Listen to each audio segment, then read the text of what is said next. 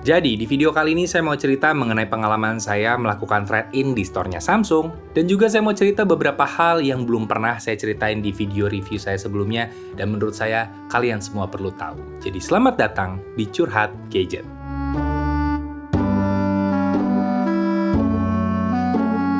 Action! Hai, I'm Wisnu Kumoro and welcome back to my video. Dan di video kali ini saya pengen cerita mengenai trade-in yang saya lakukan beberapa waktu yang lalu. Jadi saya baru pertama kali melakukan trade-in untuk men-trade-in Samsung Galaxy Fold 3 saya menjadi Samsung Galaxy Flip 4. Dan mungkin ada yang bertanya-tanya, kenapa saya melakukan trade-in dan kenapa trade-in-nya ke smartphone yang ini? Semua akan saya ceritain, tapi kita bahas dulu kenapa saya trade-in. Jadi saya melakukan trade-in karena Samsung Galaxy Fold 3 saya rusak. Dan bisa dibilang kerusakannya ini lagi kerusakan yang tipikal untuk smartphone layar lipat yang ada di tengah gini. Jadi ya mungkin kalian akan menemukan kasus yang sama di beberapa tempat, tapi inilah yang saya alami. Kalau boleh cerita sedikit kenapa bisa begini, saya mau disclaimer dulu. Pertama, ini adalah murni kesalahan saya. Jadi saya mengambil tanggung jawab penuh terhadap kenapa kerusakannya terjadi. Tapi saya cuma mau cerita aja. Saya adalah pengguna Samsung Galaxy Fold bertahun-tahun, mulai dari beli Samsung Galaxy Fold 2, kemudian upgrade ke Samsung Galaxy Fold 3, dan upgrade lagi ke Samsung Galaxy Fold 4. Dan sepanjang saya pakai semua, belum pernah sekalipun saya mengalami kerusakan. Sekalipun nggak pernah mengalami kerusakan. Tapi kemarin itu ada sebuah pengecualian karena murni kesalahan saya sedikit frustasi terhadap apa yang terjadi di Samsung Galaxy Fold 3. Jadi buat teman-teman yang mungkin belum pernah pakai Fold series, mungkin nggak tahu hal ini. Tapi kalau kalian pakai Fold series dan sudah bertahun-tahun pakainya, pasti kalian ngeh ada sebuah kejadian di Samsung Galaxy Fold yang namanya adalah bubble. Screen protectornya ini akan mengalami yang namanya gelembung di bagian lipatannya ini. Dan menurut saya, secara fisika mungkin itu adalah hal yang alami. Karena ketika dilakukan buka tutup terus-menerus, itu sangat mungkin terjadi kayak ya pelonggaran dari si screen protectornya. Makanya, Samsung juga menyediakan untuk layanan penggantian screen protector sebenarnya, tapi ada di service center. Dan kejadian yang menimpa saya kemarin adalah karena saya tidak punya waktu untuk ke service center, jadi saya berinisiatif untuk menghilangkannya secara ilmu yang saya tahu. Jadi kalau kalian pernah masang screen protector, kalau ada gelembung, caranya adalah digesek pelan-pelan ke pinggir gitu kan, ya. Bubble-nya tuh kayak dipinggirin pelan-pelan gitu. Dan saya melakukannya setiap hari. Jadi saya giring pelan-pelan gitulah bubble-nya sampai keluar, sampai keluar, sampai keluar. Begitu terus setiap hari. Tapi setelah setahun pemakaian Fold 3 saya itu kayaknya bubble-nya agak keras kepala. Jadi ada beberapa bagian yang tidak hilang-hilang tuh bubble-nya dan membuat saya sebenarnya cukup frustasi. Tapi di sisi lain saya juga nggak ada waktu untuk ke service center. Saya udah nanya di Samsung Store, apakah ada penggantian atau saya bayar lebih deh asal bisa diganti di Samsung Store yang ada di dekat rumah saya gitu. Tapi ternyata memang harus ke service center. Jadi ya udah, waktu itu saya berpikir ya udahlah nggak usah dibawa ke service center, saya diemin aja lah. Tapi ya yang namanya frustasi ya, kadang-kadang emosi sendiri, mungkin kekencengan saya ngelarinnya sehingga waktu itu ya itu belum rusak. Udah hilang nih bubble-nya nih, meskipun agak sedikit dipaksa dikit gitu ya. Wah udah hilang, oke. Saya tutup, saya taruh di lemari saya karena saya masih pakai Fold 4, mau pindah ke Fold 3 lagi waktu itu untuk kebutuhan review. Tapi besoknya saya cek, ternyata layarnya hitam. Ada garis hitam di bagian lekukannya dan ya saya antara kaget dan nggak kaget. Ya saya nggak kaget, kemarin nih saya tahu nih saya ngapain, tapi saya juga kaget karena ternyata saya tetap harus ke service center. Tadinya harus cuma ganti protektornya doang, sekarang mulai jadi ganti layar kan. Dan akhirnya setelah berbete-bete seharian, saya memutuskan untuk ke service center. Dan service center yang saya kunjungi yang ada di Mall Ambassador, dan saya senang banget sebenarnya karena service center yang ada di sini itu punya antrian yang berbeda untuk foldable series. Jadi antriannya tidak terlalu panjang dan pelayanannya juga bagus, kemudian juga informasinya lengkap, saya senang banget. Meski memang ada hal yang cukup bikin saya agak cemberut, tapi itu terkait sama harga. Jadi berapa Pak tadi Pak? Tadi total 7,5 juta untuk layarnya. Dan sudah tidak garansi. Lumayan banget. Ya, untuk kasus saya, itu dibutuhkan uang 7,5 juta rupiah untuk mengganti layarnya. 7,5 juta rupiah bukan angka yang kecil. Jadi, saya cukup kaget ketika mendengar pertama kali, sampai 7,5 juta. Meskipun memang ya karena pertama garansi saya udah habis dan saya tidak ada Samsung Care Plus. Jadi ya mau nggak mau saya melakukan penggantian dengan nilai yang bisa dibilang itu gede banget sebenarnya. Dan saya tidak langsung ngebenerin saat itu juga, saya memutuskan untuk mikir-mikir dulu karena 7,5 juta itu bukan uang yang sedikit. Dan ketika saya baru keluar dari service center, saya melihat ada store Samsung. Dan saya menghampiri ke store-nya dan bertanya-tanya seputar trade-in. Dan saya mendapatkan informasi yang bagus banget, yaitu adalah trade-in tetap bisa dilakukan ke smartphone yang mengalami kerusakan selama kerusakannya itu tidak separah itu atau minor. Dan diprioritaskan layarnya masih berfungsi. Dan untuk smartphone ini, ya Fold 3 ini, masih bisa berfungsi layar luarnya. Jadi saya masih bisa melakukan trade-in secara teknis.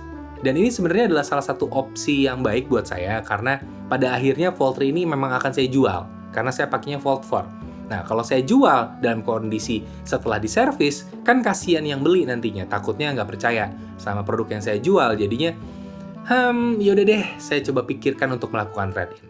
Dan setelah semalaman berdiskusi dengan keluarga dan sanak saudara, akhirnya saya memutuskan untuk trade-in besok harinya.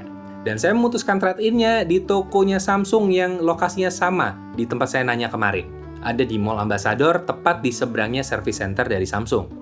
Dan ketika sampai sana, saya ngomong sama promoternya kalau saya mau trade-in, dan langsung diarahkan untuk mendownload beberapa aplikasi yang dilakukan untuk melakukan pengecekan secara otomatis smartphone yang akan saya trade-in dan juga bisa dilakukan pengecekan harga yang pas untuk smartphone yang pengen saya trade-in ini.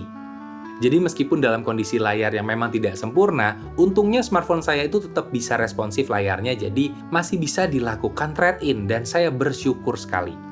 Dan saya sempat mikir-mikir smartphone apa yang pengen saya pilih untuk trade-in dan saya memutuskan untuk trade-in ke Samsung Galaxy Z Flip 4. Dan kenapa Samsung Galaxy Flip series yang saya pilih padahal saya trade-in-nya dari Samsung Galaxy Fold? Pertama adalah karena saya belum pernah pakai Samsung Galaxy Flip series yang manapun itu untuk dipakai sehari-hari. Saya belum pernah pakai, jadi ini adalah flip pertama saya dan saya suka banget ternyata. Saya akan bikin video terpisah mengenai impresi saya dan reviewnya nanti.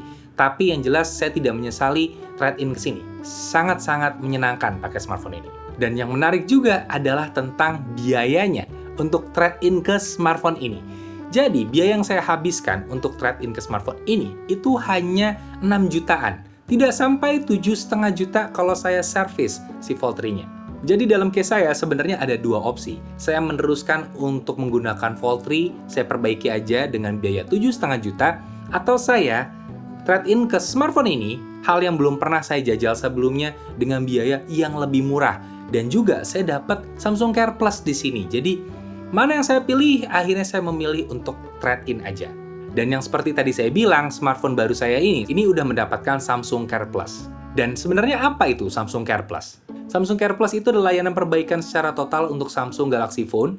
Jadi kita bisa mendapatkan layanan perbaikan hardware, kemudian juga penggantian perangkat, dan juga untuk beberapa case ada layanan antar jemput, tapi ini terms and condition-nya berlaku. Dan kalau seandainya Samsung Galaxy Fold 3 saya itu Samsung Care Plus-nya masih aktif, saya tidak perlu melakukan pembayaran 7,5 juta rupiah. Jadi kebayang nggak manfaatnya? Bisa dibilang seperti asuransi kalau smartphone kalian kenapa-napa. Dan ini sebenarnya membuat saya berpikir jadi lebih jauh lagi kalau saya seandainya mau ganti smartphone ke depannya. Jadi buat teman-teman yang pengen beli smartphone, ada sebuah pertimbangan yang perlu teman-teman pikirkan sebenarnya. Saya pengen ngajak teman-teman untuk sedikit berpikir atau merenung ya tentang keadaan keuangan teman-teman sebelum beli smartphone. Karena banyak dari orang-orang terutama di internet ya, kalau mau beli smartphone itu hanya memikirkan harga dari si smartphone-nya itu sendiri. Padahal menurut saya ada yang lebih dari itu. Pertama, hal-hal yang terkait sama pemakaian. Kayak ya casing, anti gores, kemudian ada beberapa orang yang beli skin sekarang kan. Ya macam-macam lah, aksesoris sifatnya. Itu memang perlu dimasukkan ke dalam anggaran kalau kalian beli smartphone. Kenapa? Karena itu kadang-kadang nggak kelihatan, tapi kalau dihitung, itu gede juga ternyata. Misalkan untuk harga casing, itu sekarang makin lama makin tinggi. Bahkan ada harga casing lebih mahal dari harga handphonenya. Memang agak berlebihan ya, tapi memang faktanya seperti itu. Ada yang seperti itu. Dan lagi, untuk beberapa kasus, terutama yang kayak saya, yang smartphone-nya harga spare part-nya agak tinggi, saran saya, kalau ada tawaran untuk menggunakan layanan lebih, misalkan kayak Samsung Care Plus ini, saran saya pertimbangkan baik-baik dan ambil aja kalau perlu.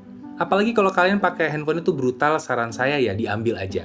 Dan sebenarnya hal yang seperti ini bukan hanya ada di smartphone, karena di industri laptop itu udah lama ada dan itu jadi nilai jual utama bahkan. Beberapa laptop misalkan kayak Lenovo itu ada accidental damage protection yang kurang lebih bisa dibilang sama lah kayak Samsung Care Plus. Ada penggantian langsung unitnya dan bedanya adalah kalau accidental damage protection-nya Lenovo, kalau kejadiannya tidak disengaja itu bisa langsung diklaim. Jadi coverage-nya mungkin lebih besar ketimbang ini, tapi itu adalah hal yang mirip di dua kategori, di laptop dan juga di smartphone. Yang artinya ini bukanlah hal yang benar-benar baru, tapi diperlukan oleh banyak orang. Makanya saya mengencourage orang-orang, coba deh pikir lagi, apakah kalian butuh itu atau enggak. Kalau kalian butuh atau kira-kira butuh, ambil aja. Karena dari pengalaman saya cukup menyesali ketika saya tahu saya harus bayar 7,5 juta dan saya tidak punya perlindungan atau layanan ekstra itu. Agak sedih sebenarnya. Karena saya ngerasa saya udah loyal sama produk ini, tapi karena saya yang salah dan tidak memiliki layanan itu, saya harus keluar uang lebih banyak lagi. Jadi, ya kalau tahu di awal dulu ya, atau saya aware di awal, mungkin saya akan langsung tambahin lagi layanan ekstranya dan lain-lain. Dan untuk smartphone saya yang baru ini, alhamdulillahnya ini udah ada Samsung Care Plus-nya. Jadi, ya saya lebih merasa ringan sekarang bebannya kalau ini kenapa-napa. Meskipun tetap harus dijagain, tapi ya kalau kejadian buruk terjadi lagi, keulang lagi, saya tidak terlalu khawatir. Dan sekali lagi, pesan moral dari video ini adalah selain saya cerita, yaitu adalah coba kalian pikir-pikir lagi mengenai budget kalian kalau beli smartphone. Jangan beli mepet-mepet dengan budget kalian. Kalau harganya memang tinggi dan kalian terlalu mepet budgetnya, pikir-pikir lagi. Sekali lagi, pikir-pikir lagi. Karena banyak hal selain dari handphone itu sendiri yang perlu dibeli sebenarnya. Kasih spare yang cukup untuk kalian bisa beli aksesoris dan perlindungan lainnya supaya kalian nggak was-was ketika pakai. Dan hal yang juga perlu jadi pertimbangan adalah kalau bisa beli handphone, jangan ngutang. Kalau bisa memang kalian sudah punya budget sebelumnya, dan kalau kalian punya budgetnya 2 kali lipatnya, baru beli. Kalau kalian mampu beli 2 ini, baru beli 1 gitu. Jadi punya spare anggaran yang cukup untuk beli ini. Karena kalau kalian belinya aja nggak mampu untuk ininya, biasanya akan ada hal-hal yang bikin hati deg-degan. Jadi saya tidak menyarankan untuk beli secara ngutang. Saya tidak menyarankan sama sekali. Beli aja cash. Tapi kalau bisa juga budgetnya lebih dari cukup untuk beli ini. Saya tidak melarang pembelian smartphone mahal karena itu menyenangkan sekali.